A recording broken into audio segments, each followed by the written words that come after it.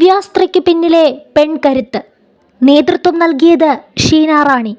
അഗ്നി-5 മിസൈലിന്റെ പരിഷ്കരിച്ച പതിപ്പ് വികസിപ്പിക്കാനുള്ള ദൗത്യമായ മിഷൻ ദിവ്യാസ്ത്രയ്ക്ക് നേതൃത്വം നൽകിയത് മലയാളി വനിത.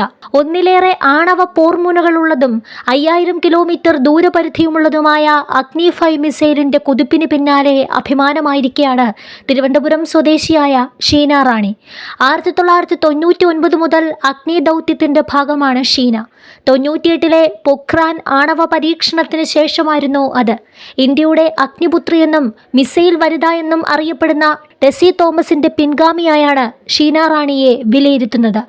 ഡിഫൻസ് റിസർച്ച് ഡെവലപ്മെന്റ് ഓർഗനൈസേഷന്റെ കീഴിലുള്ള ഹൈദരാബാദിലെ അഡ്വാൻസ്ഡ് സിസ്റ്റംസ് ലബോറട്ടറിയിലെ പ്രോഗ്രാം ഡയറക്ടറാണ് ഈ 57-കാരി.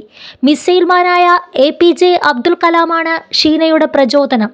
DRDOയെ നയിച്ച മിസൈൽ ടെക്നോളജിസ്റ്റായ ഡോക്ടർ അവിനാഷ് ചന്ദറും തൻ്റെ കരിയറിൽ നിർണായക സ്വാധീനം ചെലുത്തിയതായി ഷീന പറഞ്ഞിട്ടുണ്ട്.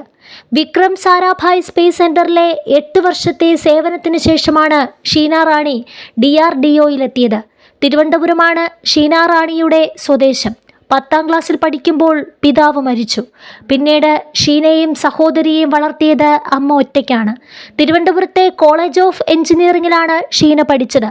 DRDOയിലെ മിസൈൽ വിഭാഗത്തിൽ തന്നെ ജോലി ചെയ്യുന്ന PSRS ശാസ്ത്രിയാണ് ഭർത്താവ്. 2016-ലെ സയന്റിസ്റ്റ് ഓഫ് ദി ഇയർ പുരസ്കാരം ഉൾപ്പെടെ നിരവധി പുരസ്കാരങ്ങളും ഷീനയെ തേടിയെത്തി.